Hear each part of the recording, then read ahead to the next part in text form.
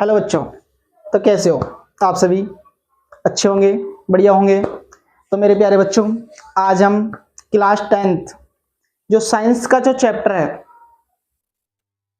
Chapter number 13 over environment, तो हम one shot one video के अंदर एक रिवीजन के नजरिए से या रिवीजन के माध्यम के अनुसार या रिवीजन के लिए हम इस चैप्टर को आपके लिए अपलोड करेंगे। प्यारे बच्चों, बहुत ही सिंपल वे में हम इस चैप्टर को आपको कराएंगे। आप सभी वीडियो को लाइक, शेयर एंड चैनल को सब्सक्राइब जरूर करिए। प्यारे बच्चों, हम आपके लिए बेस्ट से बेस्ट कंटेंट प्रोवाइड करेंगे, तो आप सभी थोड़ा सा सपोर्ट जरूर करिए। प्यारे बच्चों, देखो, कॉपी पेन आप साथ में लेकर बैठ जाइए, जिससे कि होगा क्या, उससे होगा ये कि आपको प्रॉपर तरीके से आपको क्वेश्चन और नोट्स आपको प्रोवाइड करा दिए जाएंगे। साथ के साथ मैं आपको यहाँ लिखवाऊंगा भी, प्लस आपको भी लिखना है। और मेरे प्यारे बच्चों, मैं आपको इस चैप्टर में बता दूंगा कि क्या इंपॉर्टेंट नहीं है और कितने मोस्ट क्वेश्चन हैं जो आपके बोर्ड के एग्जाम में आ सकते हैं। ये वीडियो सीबीएसई और आरबीएसई इंग्लिश मीडियम दोनों ही क्लासेस के लिए है या दोनों ही मीडियम के लिए है। मेरे प्यारे बच्चों, हम बेस्ट कंटेंट और बेस्ट नोट्स आपको प्रोवाइड करेंगे। साथ के साथ आप लिखते हुए चलना। देखो प्यारे बच्चों, समझो बात को, जो भी डायग्राम आएंगे इसके अंदर, इस चैप्टर के अंदर, हम वो डायग्राम आपको प्रोवाइड करा देंगे। मेरे प्यारे बच्चों, जहां पर भी वो डायग्राम आएगा, हम वो डायग्राम आपको वीडियो के अंदर ही अपलोड कर देंगे या वीडियो के अंदर ही एडिट करके आपको प्रोवाइड कर देंगे। मेरे प्यारे बच्चों, घबराने की किसी प्रकार की कोई आवश्यकता नहीं है। देखो, सबसे पहले क्या है प्यारे बच्चों, ओवर एनवायरमेंट क्या होता है? सबसे पहले ओवर एनवायरमेंट क्या होता है? एनवायरमेंट रियल में शब्द क्या है? एनवायरमेंट का मतलब है वातावरण। हमारे आसपास का जो एनवायरमेंट है, सुगंधित खुशबू आती है, आसपास के एरिया में किस प्रकार की समस्या है, कार्बन डाइऑक्साइड गैस हो गई, नाइट्रोजन गैस हो गई, या हमारे आसपास में रहने वाले जितने भी जीव जंतु हैं, पेड़ पौधे हैं, उनकी चैन कैसे बन रही है, वो कैसे खाना खाते हैं, किस तरीके से वो एक छोटे जीव को बड़े जीव तक पहुंचाते हैं, या हम जो मानव है, जो व्यक्ति है, हम इंसान हैं, जो छोटे छोटे जीवों को खाकर फिर वो जीव किसी दूसरे को खाते हैं, फिर उन्हें हम खा जाते हैं। इस तरीके से फूड चेन चलती हुई रहती है। तो मेरे प्यारे बच्चों, मेरे रसगुल्लों, मेरे गुलाब जामुनों, समझो बात को। साथ ही साथ आपको लिखना है भाई, कुछ टॉपिक आएंगे, कुछ मोस्ट इंपोर्टेंट टॉपिक आएंगे, मैं आपको बोलकर भी उनकी डेफिनेशन समझा दूंगा, लिखा दूंगा। जो भी डायग्राम आएंगे मैं वो वीडियो में ही अपलोड कर दूंगा या एडिट करके आप तक पहुंचा दूंगा। मेरे प्यारे बच्चों, देखो, all living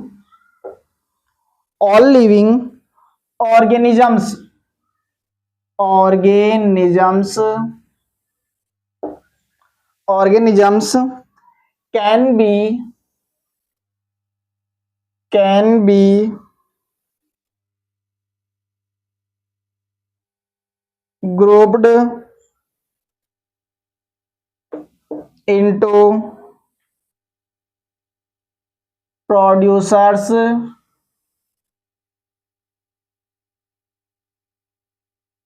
consumers and decomposers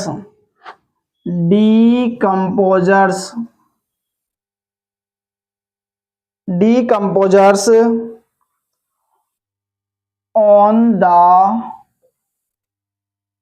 the basic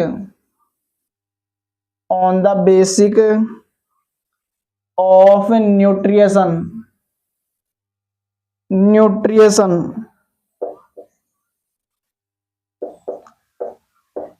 साथ के साथ आप नोट से लिखते चले, उससे क्या होगा, आपको बेनिफिट मिलेगा मेरे प्यारे बच्चों।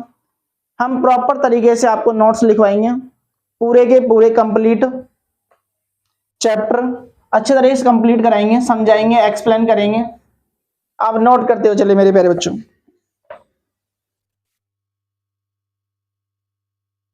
Producers are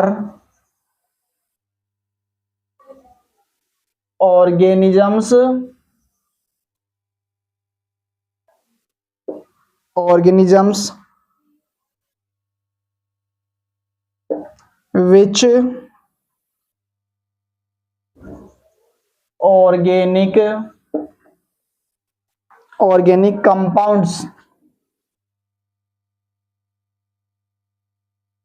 compounds of their, आपको प्रॉपर तरीके से लिखाएंगे, थोड़ी 3-4 लाइनें हैं। Need from inorganic substances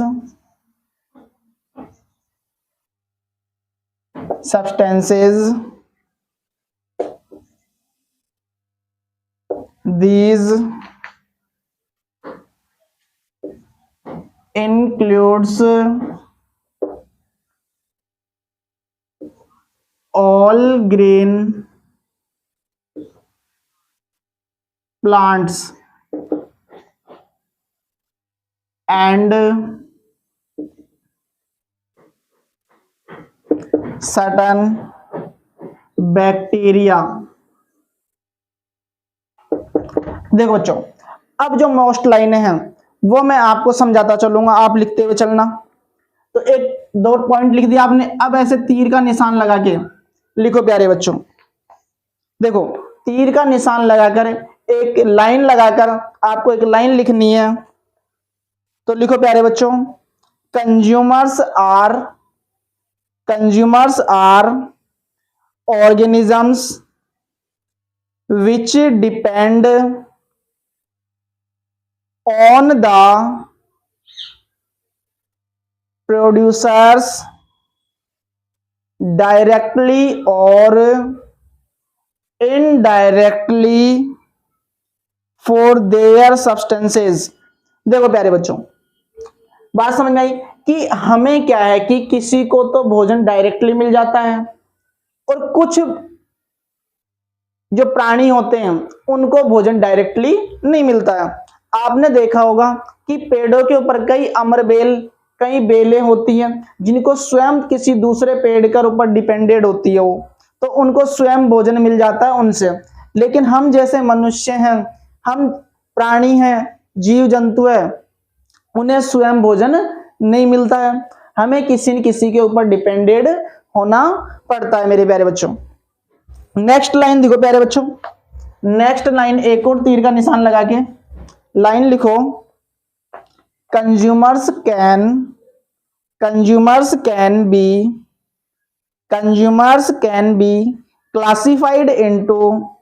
classified into herbivores। देखो प्यारे, मैं लिख देता हूं इसको, consumers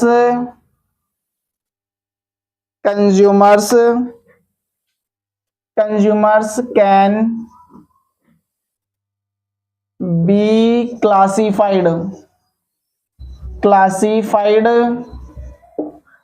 classified into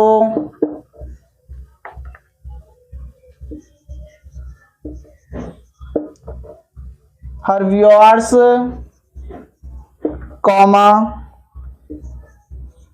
carnivores,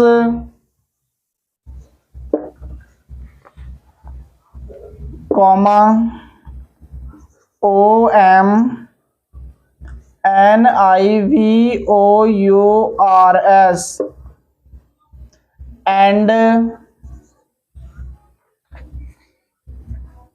parallel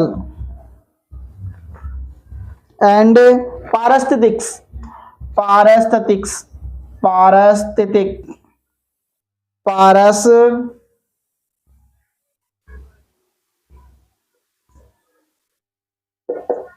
देखो प्यारे बच्चों, पारिस्थितिक्स, ठीक है प्यारे बच्चों।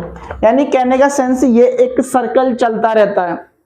क्या होता है प्यारे बच्चों, ये पूरा कंप्लीट सर्कल चलता रहता है। इस तरीके से हम एक दूसरे के साथ चेन से बंधे हुए हैं, एक दूसरे के ऊपर डिपेंडेड है। बताओ बात समझ में आई नहीं आई?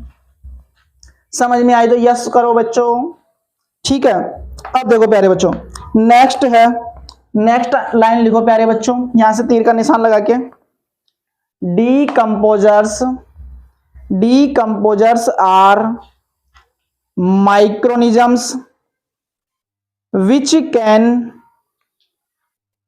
can break down the dead remains and waste product of the organisms such as fungi and bacteria।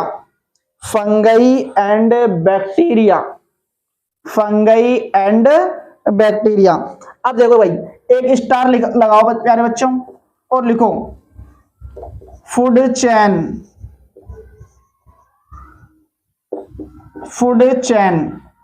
क्या है प्यारे बच्चों? Food chain. स्टार लगा के लिखो बच्चों फूड चेन। देखो प्यारे बच्चों, फूड चेन में क्या है, लिखो it is sequence of living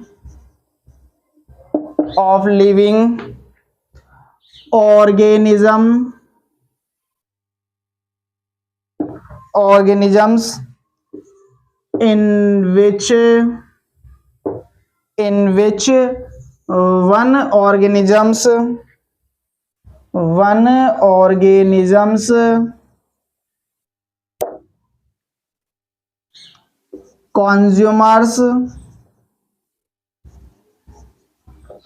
consumers another organisms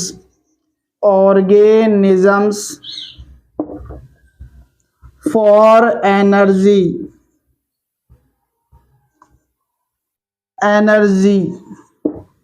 ठीक है मेरे बच्चों,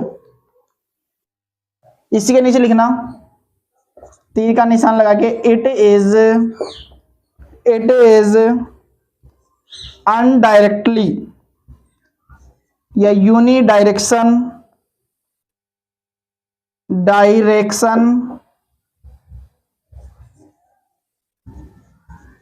डायरेक्शनल, इधर ब्रैकेट में लिख लेना सिंगल डायरेक्शनल।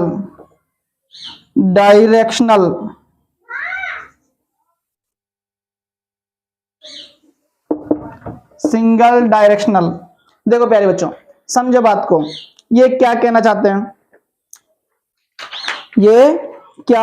चाहते हैं, समझो बात को भाई। देखो सिंपल सी बात है कि ये कहना फूड चेन कि it is a sequence of the living organisms in which one organisms consumers another organism for energy. यानी कि पावर के लिए, शक्ति के लिए, अपने बॉडी में एनर्जी बनाए रखने के लिए हमें खाने की आवश्यकता जरूर पड़ेगी, और उसके लिए हमारी एक फूड चेन होती है, एक सूत्रधार में बंधे हुए रहते हैं।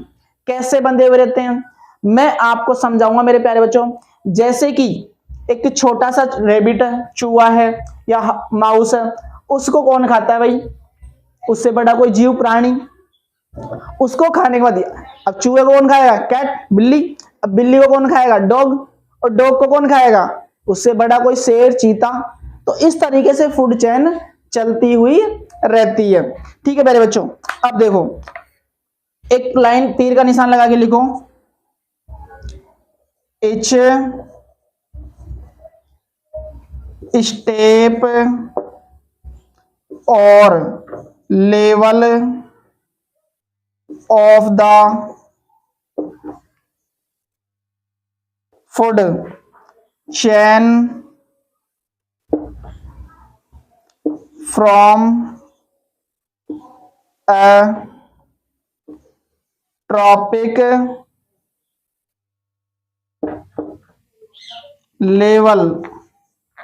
ठीक है बच्चों, अब देखो बात को समझो कि ट्रॉपिक लेवल क्या है कि इच स्टेप और level of the food chain from a trophic level, यानी कि एक छोटे से स्तर से लेकर एक बड़े स्तर तक या एक छोटे प्राणी से बड़े प्राणी तक जाने वाली चेन को ही हम क्या बोलते हैं, फूड चेन।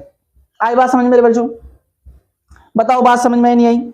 एक स्टार लगा के लिखो प्यारे बच्चों, 10 पेरेंट्स लॉ, स्टार लगा के लिखो 10%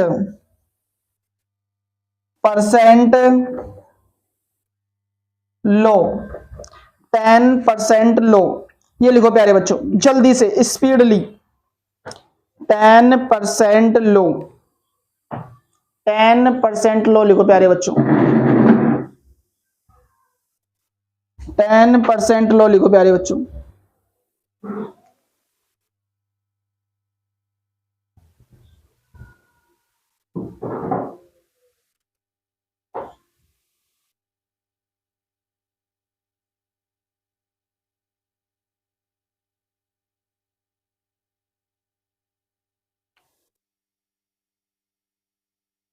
टेन परसेंट लो, देखो प्यारे बच्चों इसको क्या कहते हैं, क्या डेफिनेशन होगी इसकी, समझो बात को,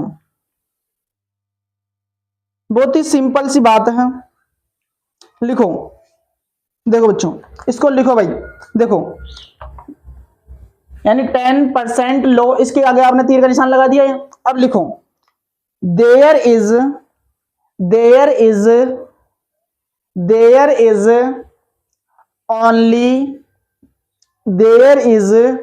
only 10%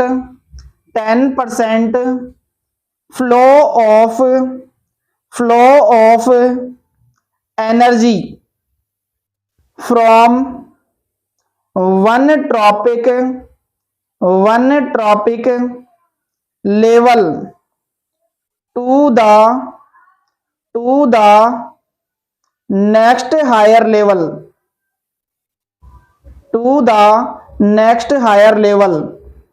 due to this energy loss only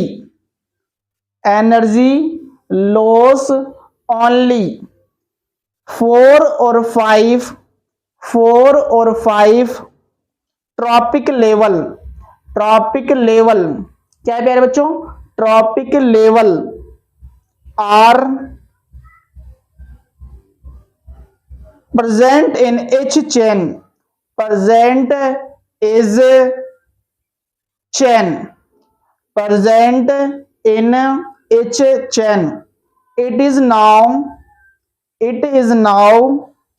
as a 10% low, as a 10% लो। देखो बच्चों एक एग्जाम्पल देख लो प्यारे बच्चों, एग्जाम्पल इसका देखो, ये है ग्रास, क्या है प्यारे बच्चों, ग्रास कितनी है भाई, 4000, कितनी है प्यारे बच्चों, 4000। अब इसको हम आगे बढ़ेंगे तो क्या बच जाएगा, ये ग्रास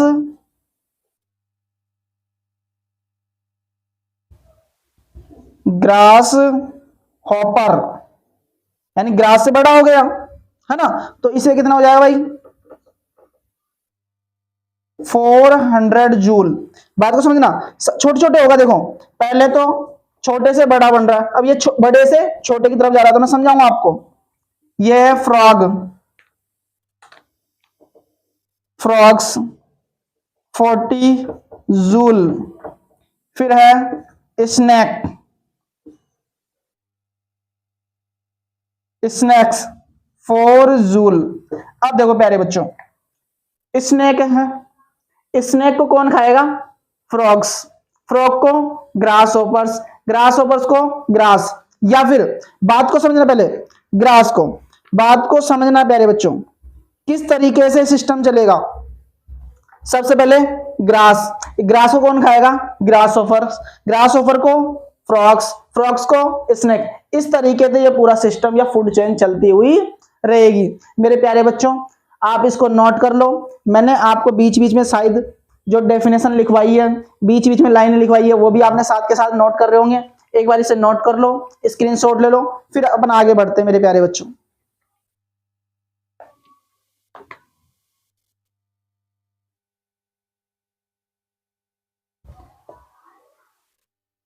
देखो बच्चों, बात को समझना, आप प्रॉपर नोट्स बनाओगे तो आपको बेनिफिट होगा। यदि आप प्रॉपर नोट्स बनाओगे तो आपको बहुत ही अच्छा बेनिफिट होगा मेरे प्यारे बच्चों। अब बेनिफिट मतलब ये नहीं है कि भाई आप कुछ नहीं करोगे, बेनिफिट का मतलब आपको ये नोट्स उतारने के बाद आप इनको पढ़ना ही पड़ेगा, समझना पड़ेगा, है ना, तब जाकर आपके नोट्स समझ में आएंगे मेरे प्यारे बच्चों। और आपके, मेरी गारंटी है, इन नोट्स के बाहर से कोई क्वेश्चन नहीं बनेगा। जो आपका एग्जाम होगा उसके अंदर इन नोट्स के बाहर कोई क्वेश्चन नहीं आएगा, इन्हीं के अंदर से क्वेश्चन उठेगा। जल्दी से आप इसे नोट कर लो प्यारे बच्चों।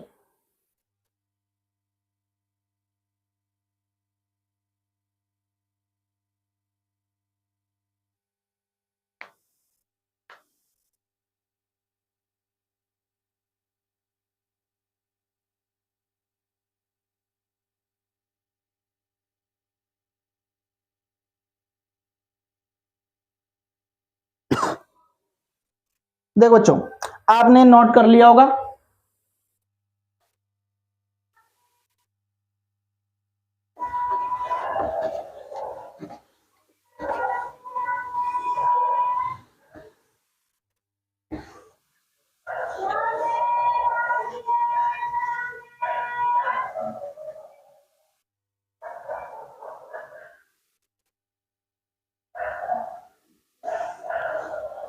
देखो बच्चों, एक नया टॉपिक डालो आप, एक नया टॉपिक का नेम डालो, significance of chain, significance of chain,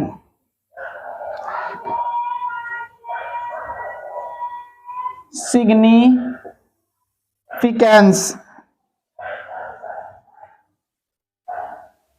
significance of chain. ठीक है मेरे बच्चों, ये डाल लिया आपने। अब इसमें मैं आपको 3 से 4 लाइनें लिखाऊंगा, वो लिखो प्यारे बच्चों, है ना। बहुत ही सिंपल सिंपल सी लाइनें हैं, है ना प्यारे बच्चों, बहुत ही सिंपल सिंपल सी लाइनें हैं। देखो फर्स्ट लाइन क्या है? It help, it help in understanding, understanding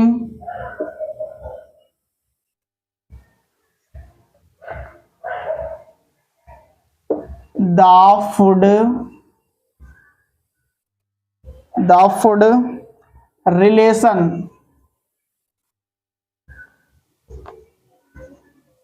relationship, food relationship and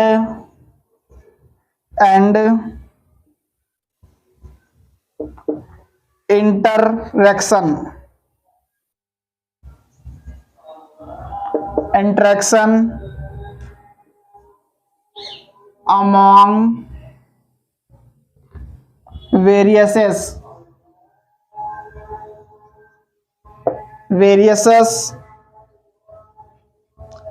organisms,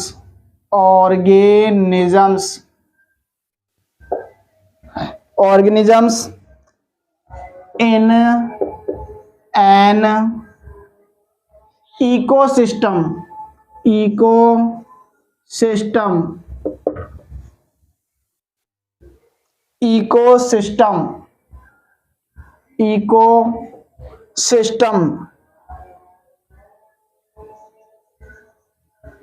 ठीक है प्यारे बच्चों, यहां तक आपने नोट कर लिया, जल्दी नोट करो प्यारे बच्चों। देखो इसका मीन्स क्या होता है कि it help in understanding to food relationship, यानी एक दूसरे से क्या है connectivity, relation and interaction among various organisms in an ecosystem, और इस पूरे परिस्थिति तंत्र को, इस पूरे इन्वायरमेंट के इकोसिस्टम में या इस एक चैन में इसको जोड़ा हुआ है। आई बात समझ में? यानी कि पूरे के पूरे इन्वायरमेंट को इस इकोसिस्टम ने पूरे कंप्लीटली एक दूसरे को जोड़ा हुआ है, यानी फूड चेन। जैसे कि फूड चेन में एक दूसरे जुड़े हुए रहते हैं, वैसे ही इस पूरे इन्वायरमेंट में हम सभी जो भी इस पृथ्वी पर, इस अर्थ पर निवास कर रहा है, वो एक दूसरे से क्या है कनेक्टिव है, डिपेंडेड है, एक दूसरे से जुड़े हुए हैं, रिलेशनशिप है इनका, इंटरेक्शन है, जुड़ाव है। जल्दी नोट करो प्यारे बच्चों।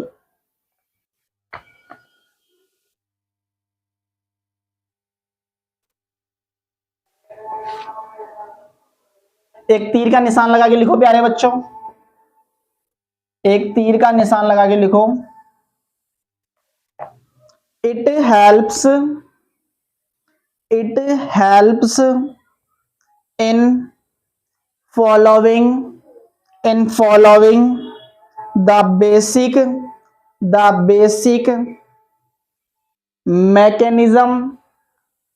Mechanism of transfer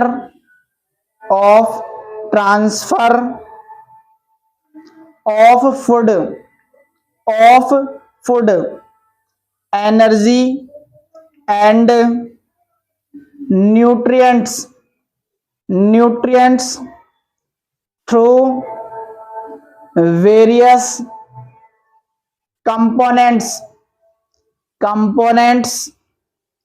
of nature. पुनः एक बार इस लाइन को मैं वापस रीड कर रहा हूं, एक बार मैच कर लेना प्यारे बच्चों। It helps in following the basic mechanism of transfer of food energy and nutrients through various components of nature. ठीक है बच्चों, आप देखो यानी कहने का समझे पूरी की पूरी मैकेनिज्म एक पूरे के पूरी एक श्रृंखला में डले हुए हैं। ट्रांसफर, हम फूड को, यानी एक एनर्जी होती है वो एक दूसरे से ट्रांसप्लांट करती है। जैसे कि हम खाना खाए तो खाने में एनर्जी है, लेकिन जैसे हम उसका यूज करेंगे तो हमारे अंदर उससे क्या मिलेगी, एनर्जी मिलेगी, पावर मिलेगी। ठीक है, अब उस एनर्जी को अलग अलग पार्ट में ट्रांसफर करने का वर्क कौन करता है, अपनी बॉडी करती है। कौन करता है, अपनी बॉडी करती है। अब बॉडी के सभी पार्ट्स में जब वो एनर्जी जाएगी तो तभी तो हमारी बॉडी का क्या होगा, ग्रोथ होगा। इसी प्रकार एनिमल्स में होता है, इसी प्रकार प्लांट्स में होता है, यानी पूरे के पूरे एक सिस्टम है। क्या है प्यारे बच्चों, पूरा का पूरा कंप्लीटली एक क्या है, सिस्टम है। एक तीर का निशान लगा के और लिखो प्यारे बच्चों, एक तीर का निशान लगा के एक और लिखो लाइन प्यारे बच्चों, एक तीर का निशान लगा के एक और लिखो प्यारे बच्चों लाइन। लिखो it helps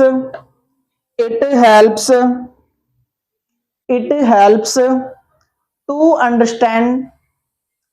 understand the movement of toxic TOXIC of toxic substance in an ecosystem, क्या है मेरे बच्चों, ecosystem, and the problem of their biological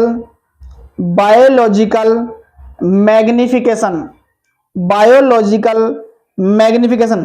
अब देखो प्यारे बच्चों, आपने देखा होगा कई इलाके ऐसे होते हैं जो बायो रिजर्व होते हैं, जहां पर जंगल होते हैं, जीव जंतु रहते हैं, एनिमल्स रहते हैं, प्लांट रहते हैं, तो वो गवर्नमेंट के थ्रू क्या आते हैं, एक रिजर्व में रहते हैं कि यहाँ पर जीव जंतु रहेंगे, एनिमल्स रहेंगे, यहाँ पर प्लांट्स रहेंगे, है ना। कहने का सेंस वो पूरा का पूरा बायोलॉजिकल रिजर्व रखा जाता है, या बायोलॉजिकल जो मैग्निफिकेशन होता है वो होता है। आपने सुना होगा कि रणथंबोर बायोलॉजिकल पार्क, है ना, नारगढ़ बायोलॉजिकल पार्क, सतपुड़ा अभ्यारण्य बायोलॉजिकल पार्क, केला देवी बायोलॉजिकल पार्क, तो कई सारे हैं जिनको हम सरिस्का बायोलॉजिकल पार्क, तो इन सभी के बारे में, यानी वहां पर जीव जंतु रहते हैं, एनिमल्स रहते हैं, वहां पर पेड़ पौधे रहते हैं, और वहां आपको बहुत सारे पेड़ पौधे ही पेड़ पौधे दिखाई देंगे। उस एरिया में पेड़ पौधों की संख्या आपको ज्यादा दिखाई देगी, वहां पर इन्वायरमेंट भी प्योर रहेगा। आई बात समझ में बच्चों? देखो आप कभी जाना सवाई माधोपुर की तरफ, तो सवाई माधोपुर में मैं आपको एक छोटी सी घटना बताता हूं। देखो एक छोटी सी स्टोरी बताता हूं आपको कि सवाई माधोपुर कभी आप जाओगे, यदि आपका मन करे कभी सवाई माधोपुर जाने का, तो सवाई माधोपुर आप जाना, उसके आसपास के एरिया में, यानी सवाई माधोपुर जो जिला है, डिस्ट्रिक्ट है, जो राजस्थान एक स्टेट है ना, यानी राजस्थान में एक स्टेट है, उसका एक डिस्ट्रिक्ट है सवाई माधोपुर। वहां यदि आप जाते हो तो चारों तरफ आपको हरियाली हरियाली दिखाई देगी प्यारे बच्चों। वहां बहुत सारे पेड़ पौधे लगे हुए हैं, है ना, वहां पर अमरूद की खेती भी होती है, जिसको गवावा बोलते हैं, अमरूद, है ना। तो वहां पर कहने का सेंस एक बहुत ही अच्छा एनवायरनमेंट रहता है, किसी प्रकार का कोई शोर शराबा, तो यानी पेड़ पौधे की वजह से धूल कण उड़ता है वो उनके चिपक जाता है, तो एनवायरनमेंट बहुत ही क्लियर रहता है प्यारे बच्चों। उससे होता क्या है, उससे होता यह है कि वहां पर जो एनवायरनमेंट है उनको प्योर ऑक्सीजन मिलती है, वहां के आसपास में किसी प्रकार की दुर्गंध बदबू नहीं आती, स्मेल नहीं आती है, खेती अच्छी होती है, फसल अच्छी होती है, कृषि अच्छी होती है, एग्रीकल्चर के लिए वो इलाका बहुत अच्छा है, वो एरिया एग्रीकल्चर के लिए डेवलप है मेरे प्यारे बच्चों। और आप सभी जानते होंगे, 10th क्लास के बच्चों, आप सभी समझते हैं कि वहां से अपने एक एमएलए विधायक किरोड़ी लाल मीणा, वो बहुत ही प्रसिद्ध विधायक है, वो कृषि से रिलेटिव, किसानों से रिलेटिव मुद्दे उठाते रहते हैं, जो इस समय हमारे ग्रामीण कृषि मंत्री भी या उसके गवर्नमेंट में, हमारे राजस्थान में कैबिनेट में है ना। तो उसी बात पे मैं वहां इतनी दूर आपको लेके जाना नहीं चाहता, क्योंकि ये फिर आपके जीएस में आ जाता है, जीके की वाली नॉलेज है, लेकिन मैं फिर भी आपको एक बार बताने की कोशिश कर रहा हूं कि इस तरीके से भी ये होता है। ठीक है मेरे बच्चों, अब देखो एक डायग्राम है, वो डायग्राम समझो। पहले तो मैं आपको तीर का निशान लगा के लिख लो, यहां क्या लिखोगे मेरे बच्चों, सैंपल फूड चेन, सैंपल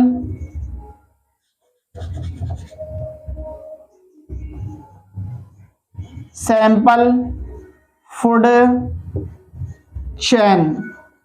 देखो प्यारे बच्चों, सैंपल फूड चेन मैं आपको एक बार बता देता हूं, है ना, लेकिन इसका मैं आपको जो पिक है, ये पूरी एक डायग्राम है, वो मैं आपको यहां एडिट करके आपके वीडियो में मिल जाएगी आपको।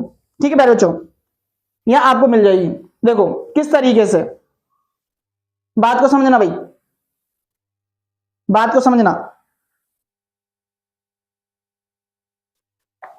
यहां पर आपको पूरी की पूरी फोटो दिखाई देगी यहां अभी, है ना। देखो मैं आपको एक बार बता देता हूं फिर भी। देखो बच्चों कि क्या है कि ग्रास, ग्रास को कौन, ग्रास हॉपर्स, फिर रेट को स्नेक, हवाक, फिर सेकंड एल्गी पाउंड बियोम में, मॉस्क्यूज लार्वा, डायगोनली लार्वा, फेस, रैक्यूम, फिर इधर क्या आ जाता है भाई बच्चों, पाइटोप्लैंक्टन, जोप्लेक्टन, फेस, सेल और व्हाइट स्पार्क। ये पूरा डायग्राम आपको यहां दिखाई देगा प्यारे बच्चों, आप इससे आराम से नोट कर सकते हो प्यारे बच्चों, आराम से इस डायग्राम को आप नोट कर सकते हो प्यारे बच्चों। बताओ आपको कहां दिक्कत आएगी, समझ सकते हो ये फूड चेन कैसे होती है। सैंपल फूड चेन आपको पूरी की पूरी मिलेगी प्यारे बच्चों, किसी प्रकार की कोई दिक्कत नहीं आएगी आपको। इस चेन को आप लर्न कर सकते हो, वहां क्वेश्चन पुटअप हो तो आप लिख सकते हो। सेकंड है सैंपल फूड वेब। सेकंड क्या है प्यारे बच्चों? Sample food web. देखो प्यारे बच्चों, वो भी समझो बात को। Sample food web. देखो प्यारे बच्चों, सैंपल फूड वेब, बात को समझना, बात को समझना प्यारे बच्चों। सैंपल फूड वेब में क्या होगा प्यारे बच्चों? आपको बियर, बेस, ब्लोमास, ये पूरा का पूरा स्ट्रक्चर यहां आपको दिखाई देगा। आप इस स्ट्रक्चर को देख सकते हो आराम से और नोट भी कर सकते हो। बना लो प्यारे बच्चों।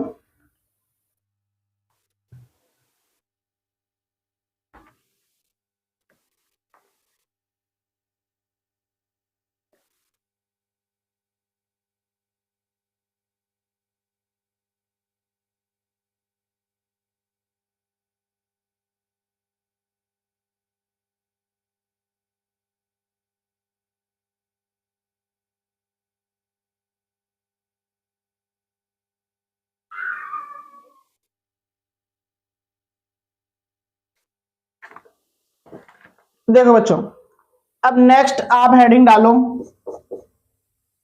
आप हेडिंग डालो बायोलॉजिकल मैग्निफिकेशन।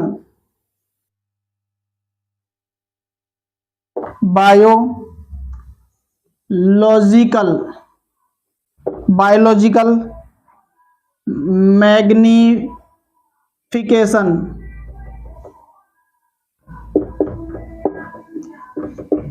इसकी डेफिनेशन लिखो प्यारे बच्चों, इसकी डेफिनेशन लिखो। क्या लिखोगे प्यारे बच्चों? इसकी डेफिनेशन लिखो जल्दी। इसकी डेफिनेशन है the concentration, the concentration of harmful, the concentration of harmful chemical increases, chemical increases with every next tropic, every next tropic level in a food chain, in a food chain। इसी का कैसे लिखो? It is called biomagnification, biomagnification as a human being, as a human being, as a human being occupy the top of any food chain, any food chain, the maximum concentration, the maximum concentration of these chemicals get accumulated in human body, in human body। ठीक है मेरे बच्चों, अब देखो एक most important जो कि आपके एग्जाम में क्वेश्चन उठता है, ओजोन, O3। ठीक है मेरे बच्चों, इसके बारे में देखो बात क्या होती है कि इसकी एक लाइन लिखा दो पहले मैं आपको कि ओजोन O3, फिर मैं समझाता हूं, is a molecules formed by 3 atoms atoms of oxygen, oxygen. ठीक है मेरे बच्चों, अब देखो भाई कि पहले तो बात ओजोन जो होती क्या है, फिर मैं इसके बारे में समझाता हूं पूरा। देखो प्यारे बच्चों, पहले मैं आपको थोड़ा लिखा दूं फिर समझाता हूं पूरा। NO2 विल गिव, ये है लाइट। क्या है प्यारे बच्चों? लाइट। तो जब ये लाइट की प्रेजेंस में गर्म होगा, इसको गर्म करेंगे, हीट करेंगे, तो क्या बनेगा भाई? NO और O। सेकंड क्या है? O2। जब इसको हम गर्म करेंगे यूवी स्पेक्ट्रम, तो O प्लस O में डिवाइड होगा। नेक्स्ट क्या है? O plus O2 will give O3।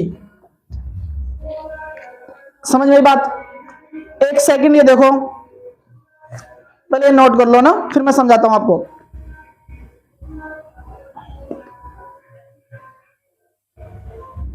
देखो बच्चों, NO2 light, NO plus O। पहले बात तो ये समझो कि ozone O3 is the molecules formed by 3 atoms of oxygen, यानी ऑक्सीजन के, कहने का सेंस क्या है, ओजोन कब बनेगी, कैसे बनेगी, और ओजोन को कहते क्या है, कहते ओजोन का मीन्स क्या है। तो मेरे प्यारे बच्चों, ओजोन यानी ऑक्सीजन के 3 एटम्स लेकर, ऑक्सीजन के 3 एटम्स लेकर ओजोन का निर्माण होता है या ओजोन प्रोड्यूस होती है। आई बात समझ में? अब देखो, यदि NO2 को हम गर्म करते हैं, हीट करते हैं लाइट की प्रेजेंस में, लाइट क्या है? कैटलिस्ट है, तो क्या बनेगा? NO plus oxygen. अब आप ऑक्सीजन नहीं बोल सकते इसको, NO को बोलेंगे नाइट्रोजन ऑक्साइड प्लस ऑक्सीजन, ये सिंगल O है, उसे बोलते हैं हम परोक्साइड। क्या बोलते हैं प्यारे बच्चों? परोक्साइड। देखो सिंपल सी बात मैं आपको समझा दूं, इसे बोलते हैं परोक्साइड। अब परोक्साइड प्लस O2 की रिएक्शन कराएंगे, विल गिव O3 अर्थात ओजोन। अब O प्लस O2 की रिएक्शन कौन सी रिएक्शन होती है? हमने चैप्टर फर्स्ट में पढ़ी होगी, पढ़ी थी आप सभी ने। कौन सी रिएक्शन है प्यारे बच्चों? यह है कॉम्बिनेशन रिएक्शन। कौन सी रिएक्शन है? कॉम्बिनेशन। अब हम इसे क्या बोलेंगे? परोक्साइड। परोक्साइड क्या लिखेंगे प्यारे बच्चों? परोक्साइड। इंग्लिश में भी ऐसे ही लिखते हैं, परोक्साइड, है ना, मीनिंग लिख देना आप इंग्लिश में। अब देखो बात कि ओजोन होती क्या है। ओजोन जो हमारी सूर्य से आने वाली प्रकाश किरणें हैं, सूर्य से आने वाली प्रकाश किरणें, जो सन से डायरेक्ट किरणें आती है, रेज आती है, उन्हें जो पराबैंगनी किरणें आती है, या फिर जो सूर्य से अल्ट्रा किरणें आती है, उनसे हमारे को बचाती है। हमारे एनवायरनमेंट में जो ओजोन लेयर है, उससे डायरेक्ट जो आने वाली किरणें हैं, रेज है सूर्य से, उनसे हमें बचाती है। क्योंकि यदि सूर्य की, सन की डायरेक्ट अल्ट्रा किरणें हमारे अर्थ पर आ जाएगी और हमारी बॉडी पर टच करेगी, तो हमारी बॉडी के अंदर स्किन कैंसर भी हो सकता है प्यारे बच्चों। क्या हो सकता है? Skin cancer. यदि बोर्ड में क्वेश्चन उठ जाए कि ओजोन लेयर से होने वाला रोग या होने वाली बीमारी कौन सी है? स्किन कैंसर है प्यारे बच्चों। कौन सा है? Skin cancer. एक बात और बता दूं आपको मैं, एक बात और बता दूं मैं आपको, ओजोन का स्ट्रक्चर भी बनाना सिखाऊंगा मेरे प्यारे बच्चों। पहले आप ये लिखो, थोड़ा सा ये लिखो, due to ozone, ozone layer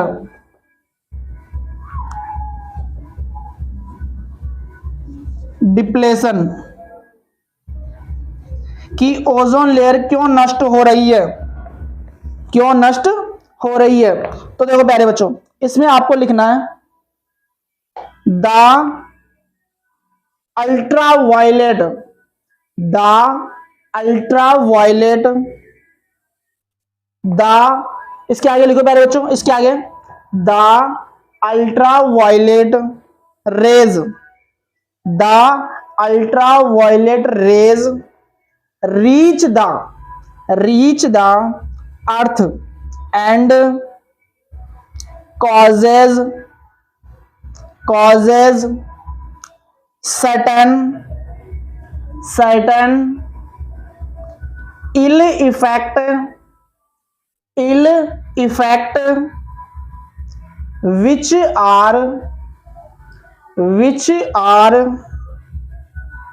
harmful to us and crops. Exposure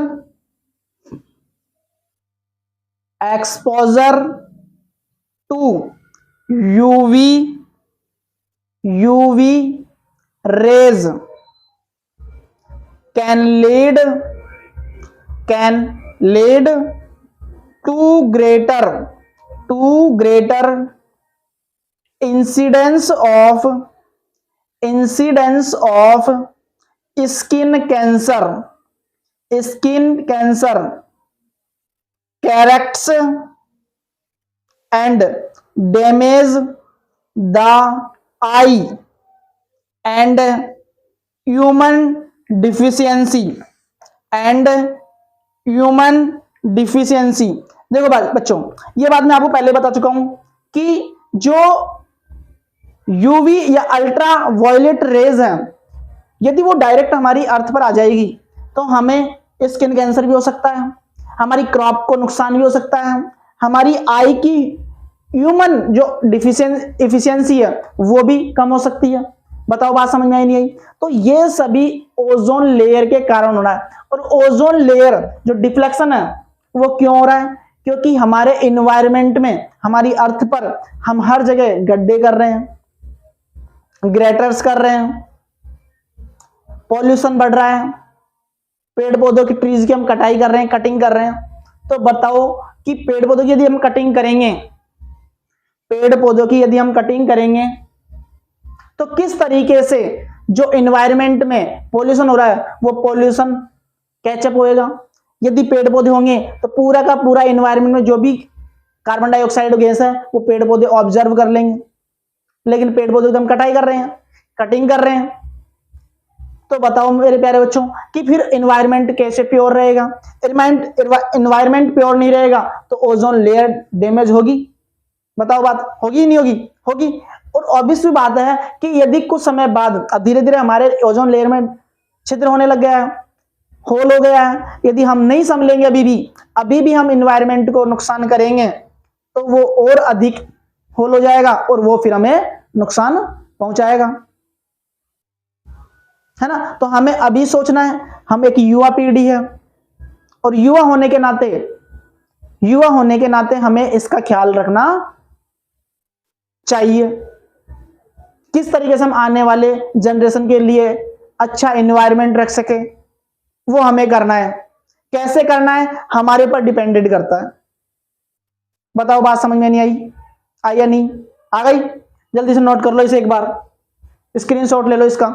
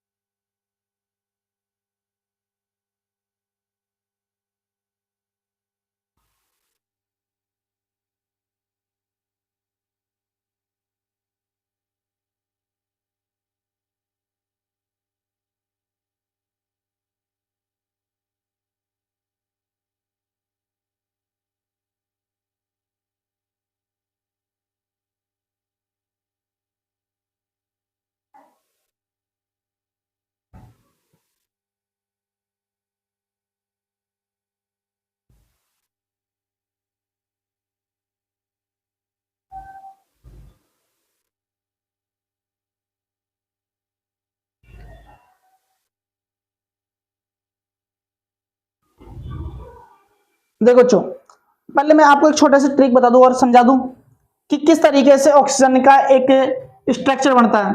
तो देखो प्यारे बच्चों, ऑक्सीजन के आउटर मोस्ट में कितने इलेक्ट्रॉन होते हैं? 6 इलेक्ट्रॉन होते हैं। कितने होते हैं प्यारे बच्चों? 6। देखो एक ऑक्सीजन ये रहा,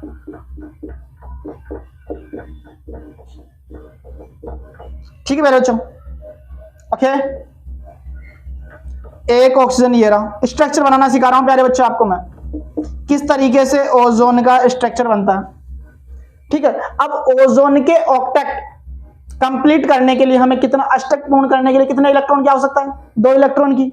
देखो ऑक्सीजन कितने नंबर पे आता है? 8 पे। तो इसका इलेक्ट्रॉनिक जो विन्यास होता है वो कितना होता है? 8 पे होता है। ऑक्सीजन, ऑक्सीजन कितने नंबर पे आता है? 8 पे। ये रहा ऑक्सीजन 8 इक्वल टू 2,6। ये इसका क्या है? इलेक्ट्रॉनिक विन्यास। अब इसका ऑक्टेट पूरा कंप्लीट करने के लिए, ये 8 कंप्लीट करने कितने इलेक्ट्रॉन की आवश्यकता है? 2। कुछ भी नहीं करना। ये लो प्यारे बच्चों, हो गया कंप्लीट। इसी तरीके से इधर ये हो गया प्यारे बच्चों। बताओ बात समझ में नहीं आई? आई या नहीं? अब इसी तरीके से अब इसका भी तो कंप्लीट होना पड़ेगा, तो करना वही। लो जी कर लो, हो गया। बताओ बात समझ में आई नहीं आई? अब इसका इलेक्ट्रॉन डॉट स्ट्रक्चर, ये तो हमने संरचना बना दी, लेकिन इसका इलेक्ट्रॉन डॉट स्ट्रक्चर कैसे बनेगा प्यारे बच्चों? ऐसे बनेगा। इधर के 4 इलेक्ट्रॉन यूज नहीं आए, लगा दो इधर। इधर भी 4 इलेक्ट्रॉन यूज नहीं आए। आई बात समझ में? और इसके कितने इलेक्ट्रॉन यूज नहीं आए भाई? कितने इलेक्ट्रॉन यूज नहीं आए? आ रहे इसके तो यूज है, 2 इलेक्ट्रॉन यूज नहीं आए, यहां लिख दो। बताओ क्या दिक्कत हो रही है? इसके अंदर रेजोनेंस भी फाइंड कर सकते हो आप, अनुनाद, लेकिन वो आप 11th और 12th में पढ़ोगे, वो अभी आपके नहीं है। यदि आपसे पूछे इसमें सिग्मा बॉन्ड कितने हैं, तो इसमें 1 सिग्मा और 1 सिग्मा, कितने सिग्मा बॉन्ड हो गए? 2 सिग्मा बॉन्ड। बोले पाई बॉन्ड कितने? तो 1 और 2, 2 पाई बॉन्ड। बताओ बात समझ में आई नहीं आई? आ गई बात समझ में? नोट कर लो जल्दी से।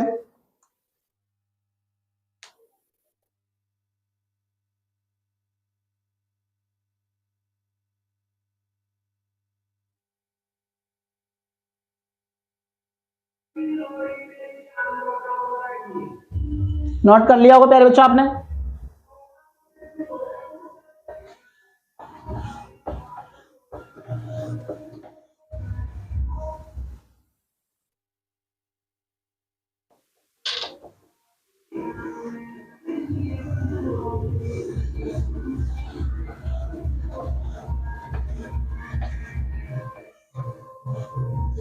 टॉपिक डालो प्यारे बच्चों, न्यू टॉपिक है एक, आपको लिखा देता हूं मैं, ये लिखा देता हूं आपको मैं, लिखो आप। For appliances, for एप्लीसेंस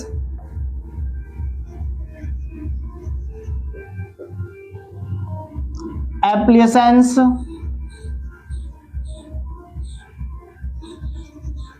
which releases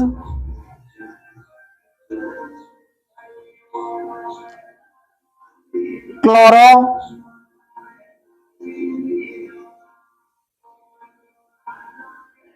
fluoro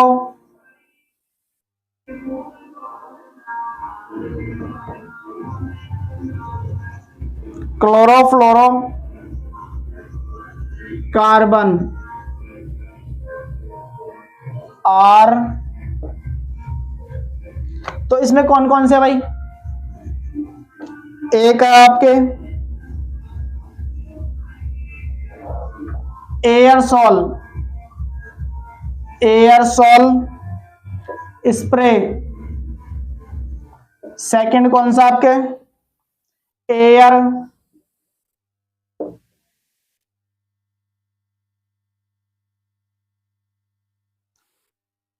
कंडीटेनर।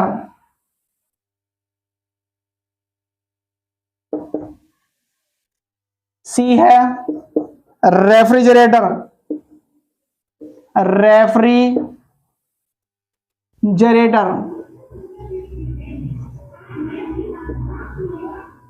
D है कॉलेंट। ठीक है मेरे बच्चों, अब आप लिखो यहां स्टार लगा के, non biodegradable substance, non biodegradable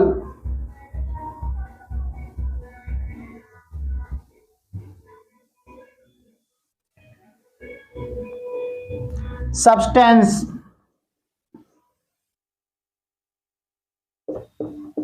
अब देखो प्यारे बच्चों, इसमें 4 लाइन है, वो लिख लो आप। क्या है? 4 इंपॉर्टेंट लाइनें हैं, वो लिख लो, फिर मैं आपको समझाता हूं प्यारे बच्चों। देखो इसका फर्स्ट है, फर्स्ट लाइन तीर का निशान लगा के, फर्स्ट है दीज आर पॉइजन्यूज या poison, these are poison substances that either do not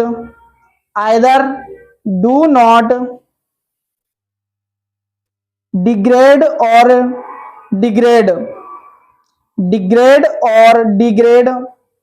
very slowly in nature।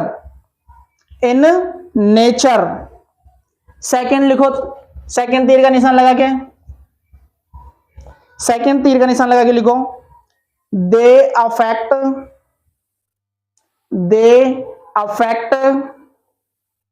Environment, they affect environment. इसी में लिखो, दे में enter the food chain and so biological magnification,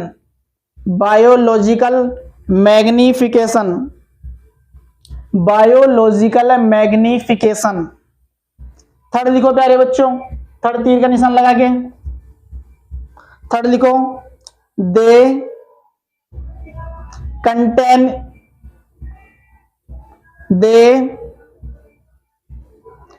contaminate CONTAMINATE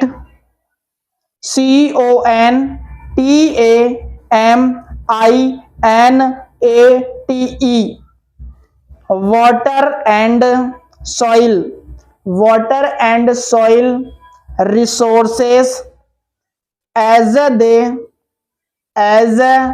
they cannot be decomposed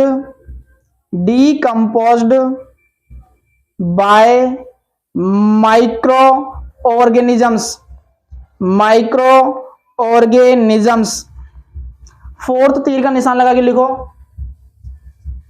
fourth तीर का निशान लगा के लिखो, the non biodegradable waste have long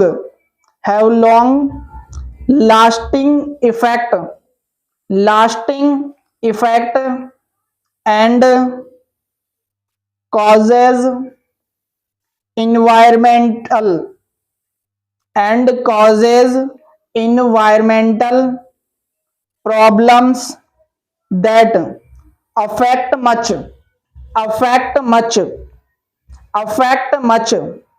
star लगा के लिखो प्यारे बच्चों, यहां स्टार लगा के लिखो, सम इको फ्रेंडली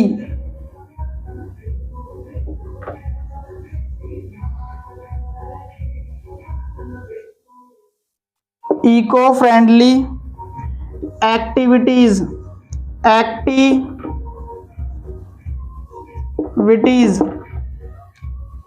तीर का निशान लगा के लिखो यहां first line, gardening and planting trees gardening and planting trees,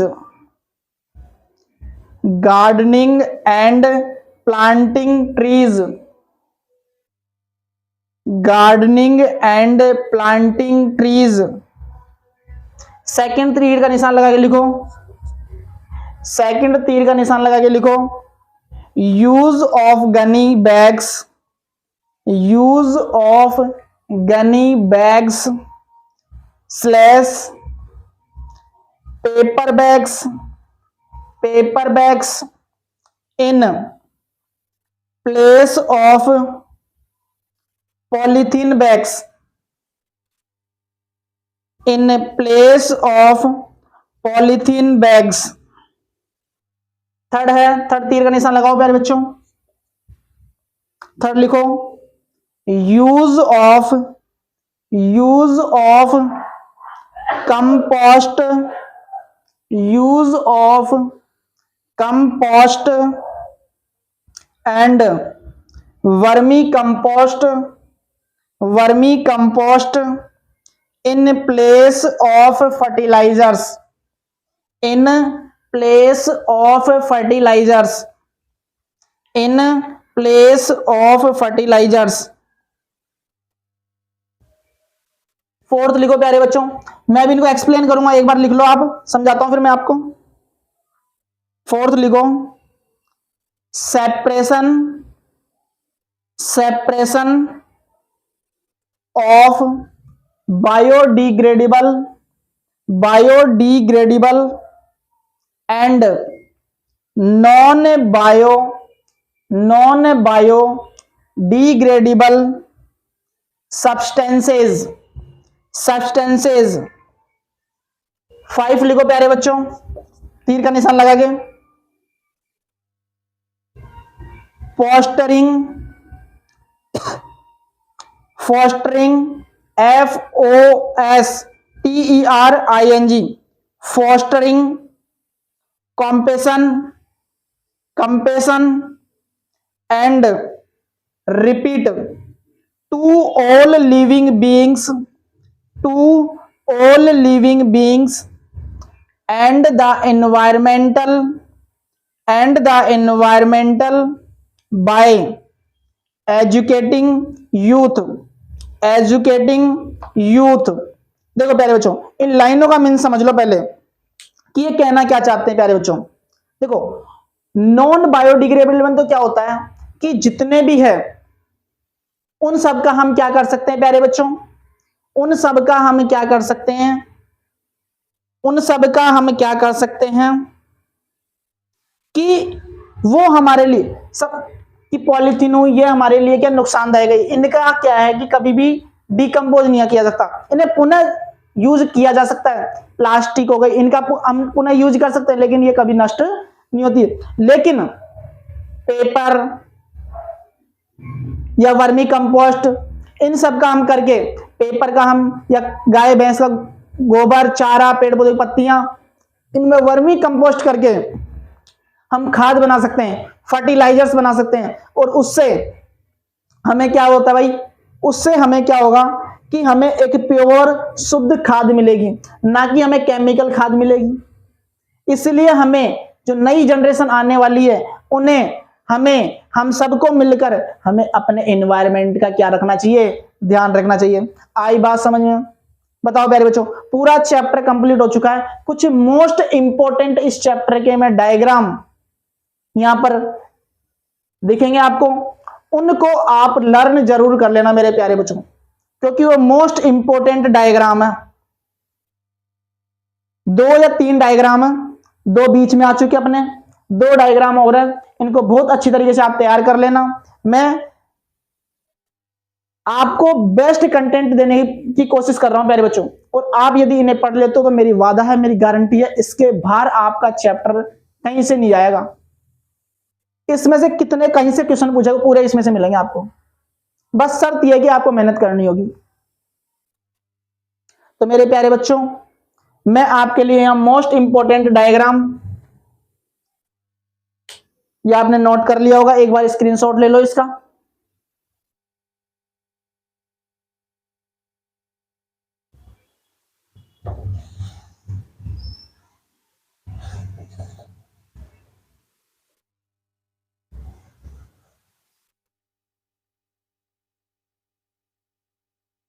देखो प्यारे बच्चों, कुछ मोस्ट इंपोर्टेंट डायग्राम है वो आपको दिखेंगे। Most important